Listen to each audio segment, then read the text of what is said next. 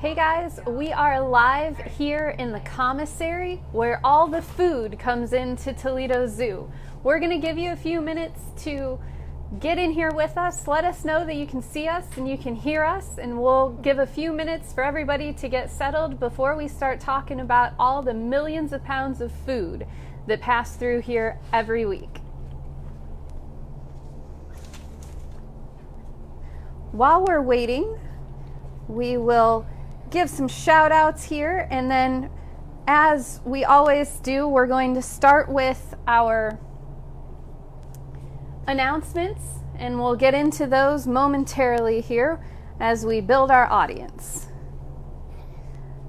So once again, what you guys are seeing are some of the ways that our commissary stays organized.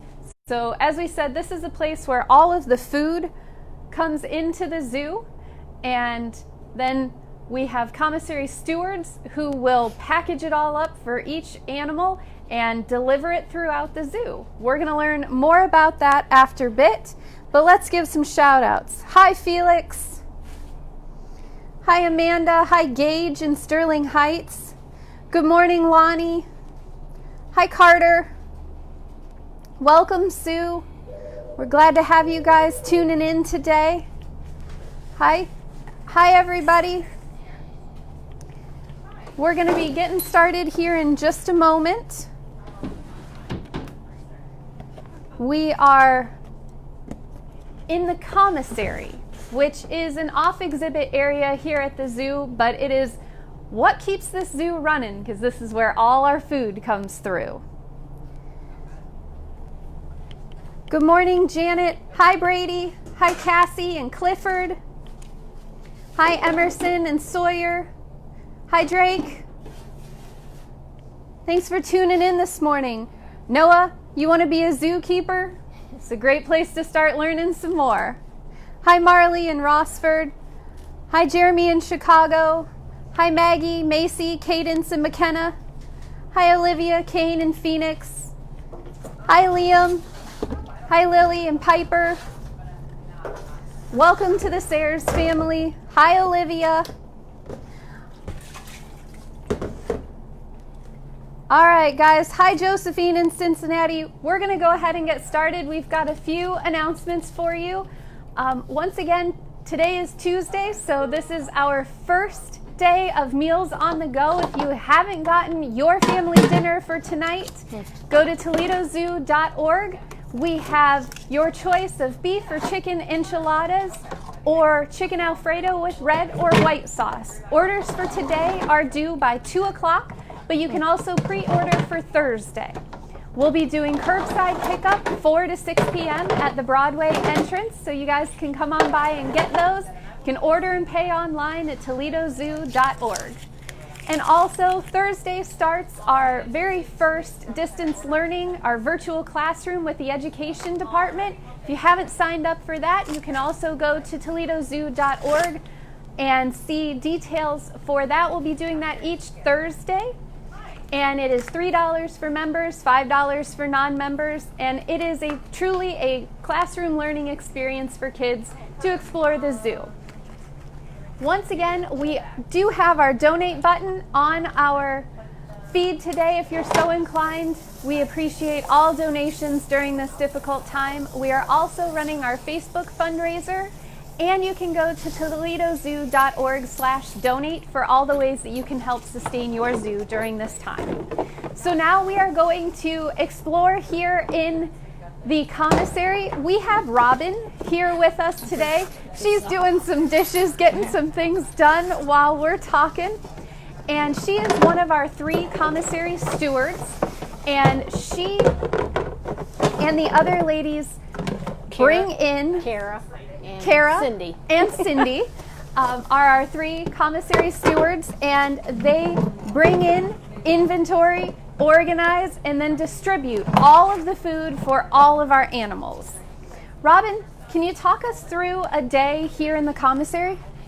Well, this is like mid-morning for us, but we've already passed through half of our duties today by making all of our deliveries, taking in orders, getting more deliveries, organizing our freezer. So I'm just kind of starting to do the dishes. This is stuff that comes back every day once we do our deliveries. We go to every area in the zoo to deliver food items, dry food items, produce, fish, just different things that the animals eat every day.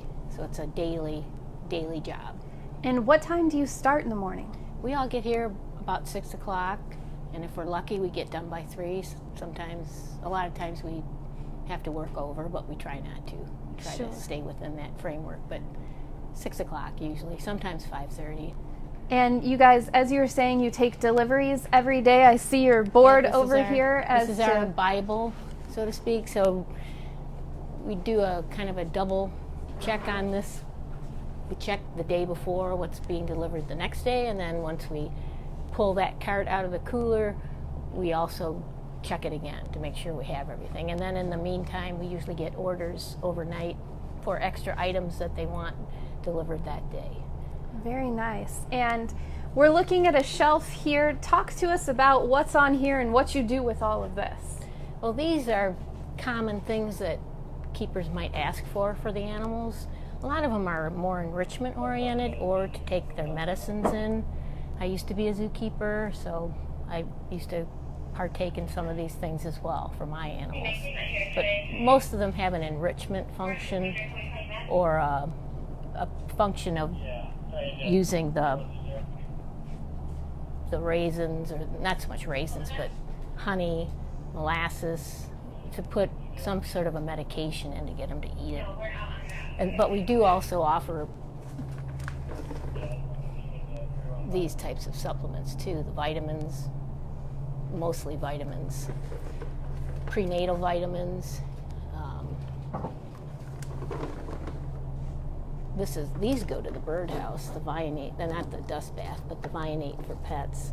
We have pills that we give to the pelicans and the penguins that they get daily. And let's see, there are some big cans of black-eyed peas. Those go to the birdhouse. They make their own mix-up with that. We have a lot of cans of beans that go different places, that our night keepers cut up diets in the evening as well here. One of us will cut up the produce that has to go to the birdhouse, or say to the cassowary, or to the primate forest, the lemurs, and the night keepers cut those up for us. But we do make salads here, and we have to do those. All right, talk to us about these salads. Well, they're sort of a changing thing, but generally they're just mixed greens. For most of the bird salads, we put a pelleted type diet in it to kind of help absorb some of the moisture. And then we make that with a Hobar device that's out in the hallway. I don't know if you want to see that. Yeah, absolutely. We'll check it all out here. It takes a lot of time to make them. And Erin wants to know who takes those Flintstone vitamins you were just showing off there. That goes over to the ape house, to the orangs. All right, there you go. And Stephen and Crystal would like to know, how do you know when an animal needs extra vitamins? Well, we don't know. It would be a keeper and a veterinary department decision, and they would know best. We just make sure we have what they need, that we're told. We get diet changes over the computer that say, hey, this diet's going to change, or we probably would more be notified that they would need a certain supplement. And some of these things we don't get. So the medical type medicines that they need to take, we don't do that. Those come through our pharmacy. Those come through their pharmacy. But anything like, we do get things off Amazon, so anything we can order, and we are having some issues with that now because of it being overwhelmed. But we try to keep enough in stock that we can head that off. Yes, and we have stockpiled as much food and supplements and everything that we can to continue caring for our animals. But we were coming out here to look at this machine. Look at this thing. Talk to us about this. This thing's got to be, I've been a keeper out here for over 40 years, but I've been doing this for 2. So I'm not an expert by no means in the commissary. I'm still learning things after 2 years. And then Kara started a little over a year ago. Kara, our other steward in the kitchen over there, and Cindy's upstairs, who's been here the longest. Wow. So what does this machine do? This just cuts up, and there's kind of a serious looking blade down here that we actually have to change these blades weekly, and we keep one extra set of them. And we'll put this on here like this. And this is just to cut up. We were using predominantly kale, and we're going to start, I think we might start using more of different types of lettuce other than kale, but we are definitely switching from spinach to different kinds of greens, and we offer several kinds of greens upstairs, and they're seasonal too. So we might have collard greens, turnip greens. Seasonally, we get dandelion greens. We get just Swiss chard. There's just so much variety that we try to get in for everybody, because they, it provides them with more stimulation as well as nutrition. Sure, it's so just like variety. Us. We wouldn't want to eat the same thing every day. So that within reason, that some things are the same, like the dry diets, whatever they need for their basic nutrition, but you really try to, get them. That's very cool. So this would chop everything up for you, huh? Yeah, but I didn't put the thing on. Very cool. And Karen wants to know, how many times do the animals get fed a day? Well, there again, that's something that would be up to the mammal department, their keeper, and what their nutritional needs are, and what their routine is during the day. So, you want to provide as much stimulation as possible. A lot of times that means dividing their diet up. So you might say with the hippos, they would, especially when they're inside and it's boring, and they're in those pools inside, you'd always try to feed them several times during the day. You'd move them from one location to another. So we provide the fresh produce for the hippos. They decide how often they get it, what they do with it, how they give it to them. And Brinley wants to know, how many deliveries do you get in a day?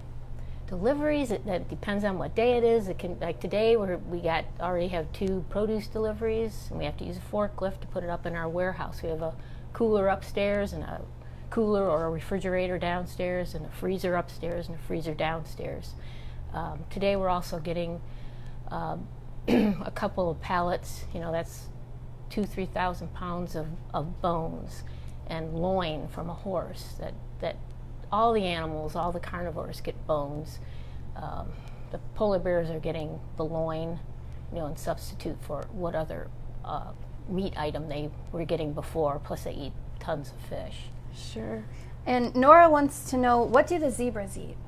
The zebras? Well, they're over across the street in Africa, and we provide them with a wild herbivore pellet.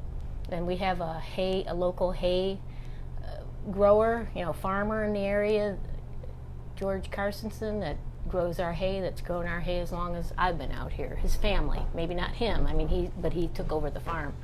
So he provides the Timothy hay and the alfalfa. So the zebra are probably on a Timothy, or the giraffe get the alfalfa hay, but they get a wild herbivore, what it's called a pelleted diet, that meets their nutritional needs. Very nice. And Mandy says, how many pounds of food do you make in a day? Wow. Well, I could tell you that you make let's see, it was over 14,000 pounds of meat that we bought just last year, and that varies. That's like 14,000 pounds of fish and 22,000 pounds of ground horse meat over a year's time. So any one day we might, in a week, the brown bears, and that's not just it's not the brown bears that's eating it. We have certain designations for an area that we go to. So the brown bear area, where the brown bears are, you have the snow leopards, you have the tigers, the pumas, which are across the street, but they still are part of that area. And they consume, say, the ground meat, which we take. So if it's a 20-pound, we take 5 boxes, over 100 pounds a week, say, just for the cats in a week. Wow. Not the brown bears. Wow. And you mentioned those freezers. Can we go take a look at those? Sure. And take a quick peek in there, and so you guys can see. Let me put this down so I don't forget. And while we're talking here, Ashlyn and Trenton want to know, what's your favorite animal or animals to feed? And then that's a misnomer because we don't feed anything. We create. Is there a diet that is more interesting to make, maybe? I would think that Cindy is upstairs, makes the primate great ape diets together, and it's just a matter of, it could be eggplant, celery, tomatoes, green onions. Some days they get green onions, other days they don't, and she tries to vary that. It could be cucumbers. I can show you one of those diets. Sure. As long as we can. All right. She's gonna. And then I'm gonna put my thing on. Check this out for us, and we'll give a few more shout outs while we're waiting here. We have some viewers in Maryland that we want to make sure we say hi to today. Hi Dylan, Brady, and Luca. Thank you guys for tuning in with us today. And hi Macy. Hi Marley. Hi Kara. Hi Owen. Hi Sam. And as you guys can see, Robin went into the cooler and she's going to pull out some diets. Corey's giving you a little view here of what it takes to feed 10,000 animals at the zoo. So we do feed dead prey, and this is for the vultures, and the eagle get the fish, and that varies day to day. And these are the salads I was telling you about. This is the salad we create with the Hobar machine out in the hallway. So it's ground up pretty small. All right. It takes several hours to make these salads. Oh my goodness. And Macy, hopefully that answers your question of what we put in the chopper, and there you can see what it looks like. It's very small for the birds, as she was talking about. And Chris, we have 10,000 animals here at the zoo that we take care of, and Robin and the other commissary ladies are who provides all of the food to feed all of our animals. I mentioned the celery. These are leeks, and then even if they don't get, we try to reuse everything. Like we'll use corn on the cob, or we'll take the husks off if someone doesn't like it, but we'll save them and give them to someone else. Like the mole rats like them. And Robin was telling us earlier, all of the produce that you're seeing and all of the, the juice and the beans and stuff, these are all human grade food. We could eat them. This is all for the animals, but this is all human grade.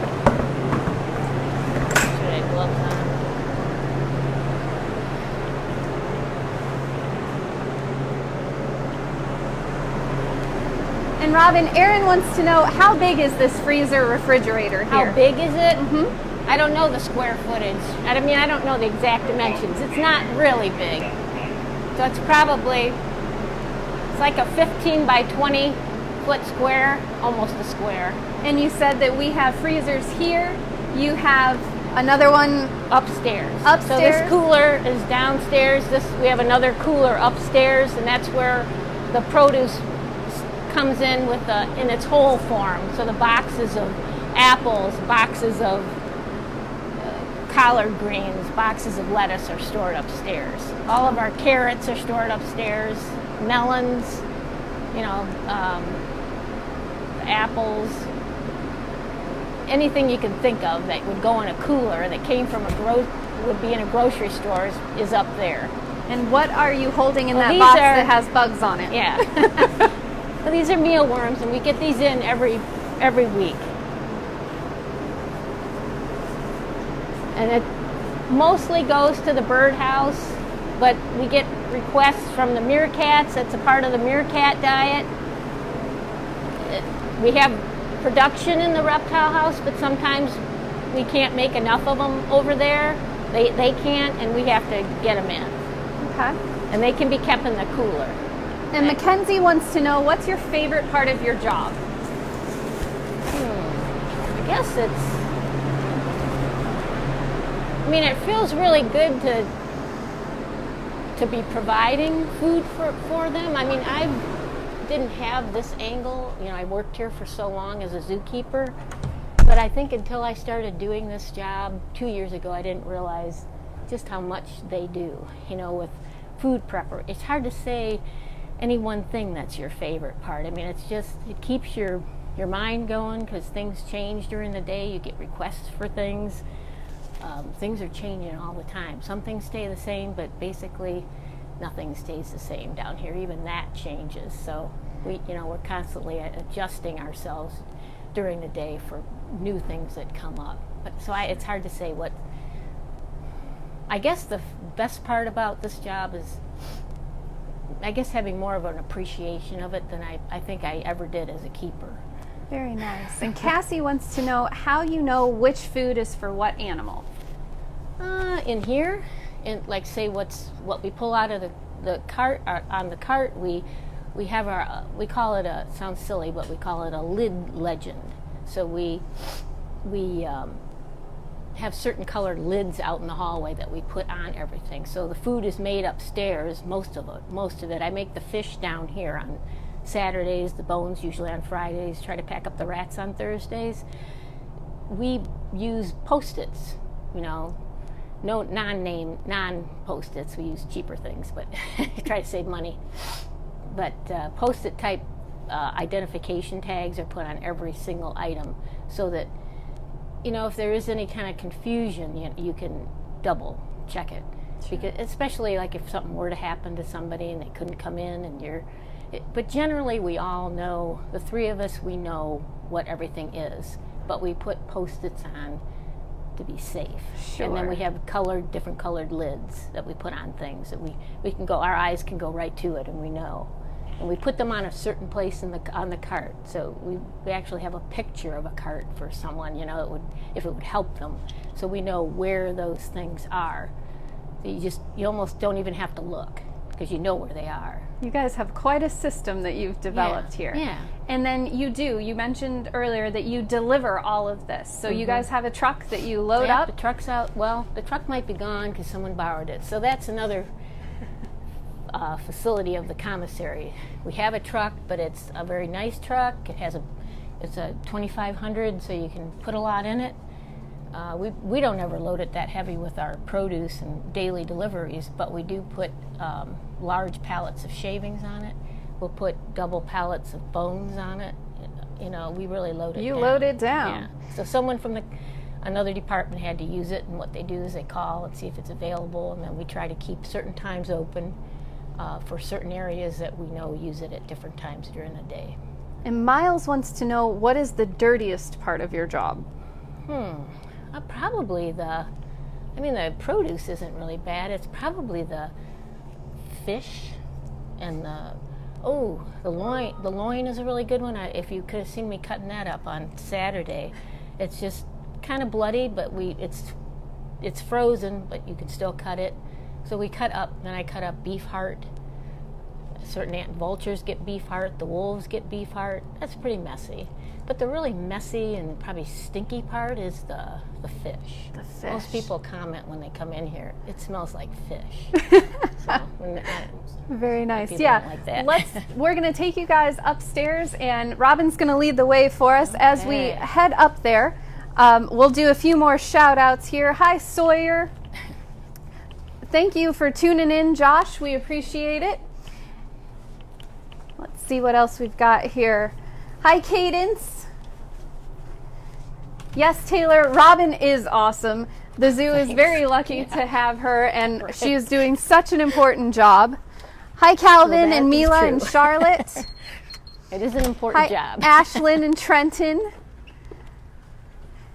And yes, Shelly says, thank you for all that you guys do for the animals. This is one thing that a lot of people don't necessarily think about. How do all the animals get fed? And so we wanted to give you guys this behind the scenes look today so that you had a little better appreciation, and also that we are still here during this closure, and we are still caring for our animals, still giving them the absolute best care. And making sure that they're fed, they're well enriched, and that they are healthy and safe during this closure. Hi, ladies. Hello. We're going to introduce you real quick on camera here. We have Kara. And Robin was telling us you've been here about a year. Year and a half. All right. And this is Cindy. Yes. And Cindy is our longtime commissary steward. I've been here 22 years. Wonderful. So, ladies, tell us what you're doing up here right now. Yeah. Well, we receive produce from the same folks that deliver to area grocery stores, hospitals, and it has to be human quality. And so, like, for instance, this came in today, and it got slipped through the company, and they sent us some moldy strawberries. So I'll just call and say, you know, hey, I'll call our warehouse folks and say, could we get reimbursed for that, or could you send us something that, a replacement case? And it's just human mistake, and so they'll be like, sure. And the companies that work with us are phenomenal, and they're always very willing to exchange things. So it's really good. And our warehouse folks are top notch. They are.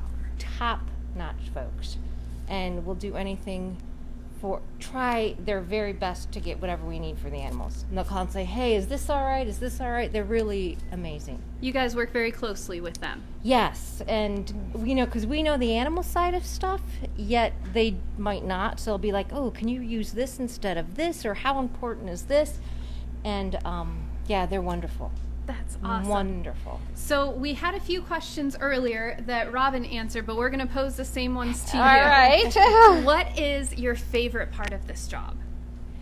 The favorite part for me is when I know an animal, I hear from the keepers that an animal really likes a certain thing and I can get it in. It's like, yes, because I know it makes them happy, because I work for the animals. That's the way I look at it. And so, yeah, that makes me very happy. That's awesome.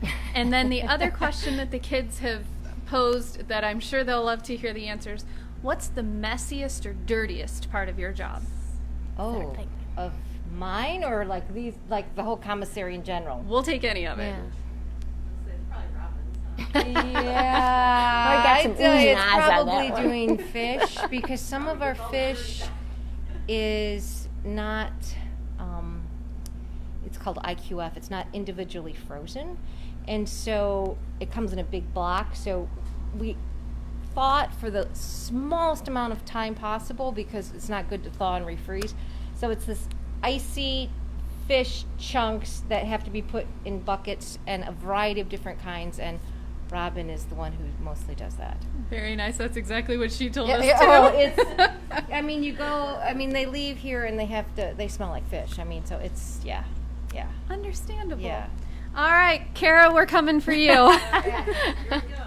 Talk to us about your favorite part of the job.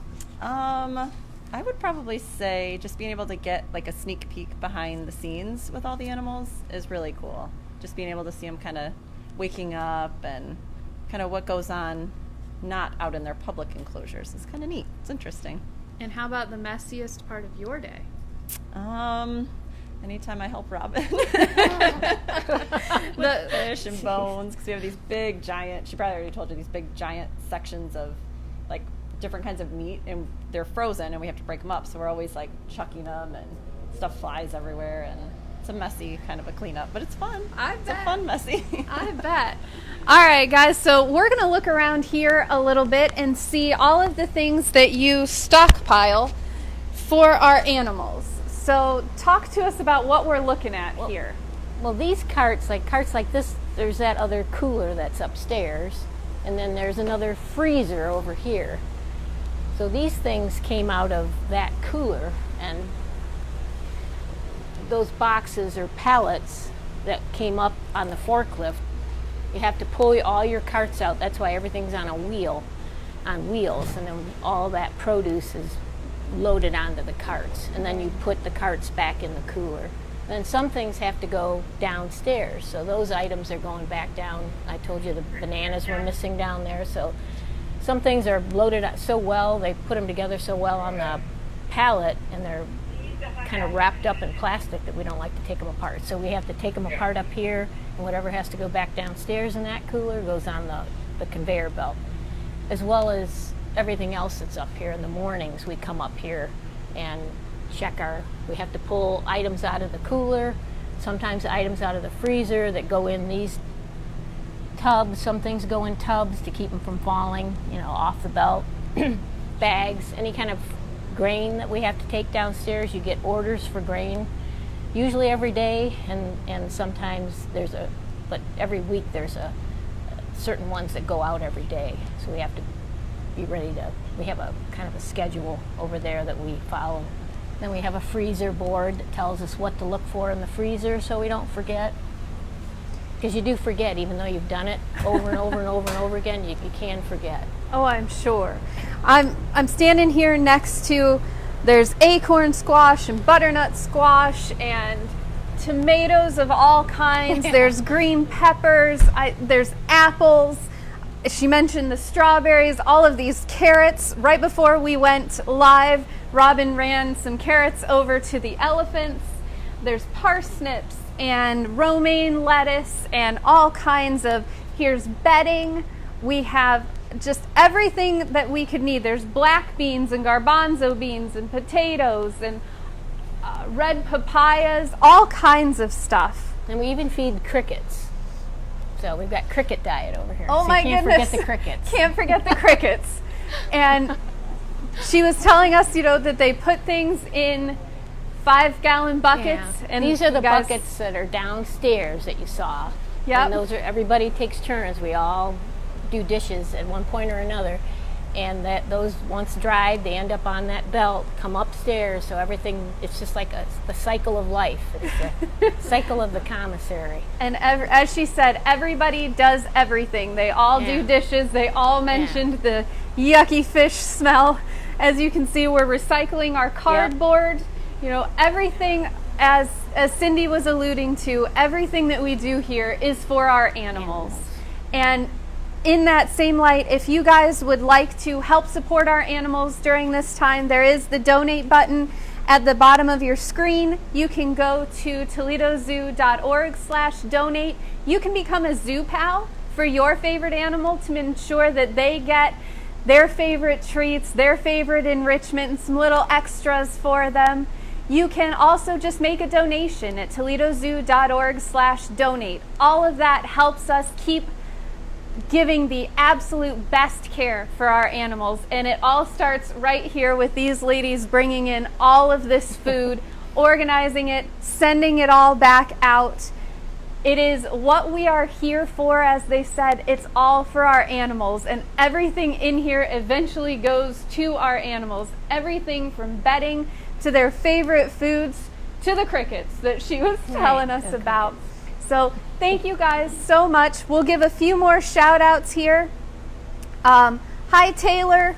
I'm so glad, Tracy, that you guys have a new appreciation for what we're doing here. We certainly intend on keeping up the good work, Alex. And thank you so much, everybody. Thank you, Gideon, for tuning in. Hi from Florida. Hi Kyle. Hi MD.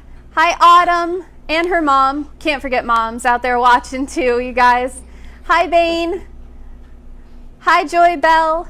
And we will continue doing these live feeds every day at 10:30. We are trying to move all around the zoo. We've done animals, we've done conservation, we've done behind the scenes. We have more of everything coming, guys. So stay tuned. And we look forward to seeing you all again tomorrow. Thanks for joining us.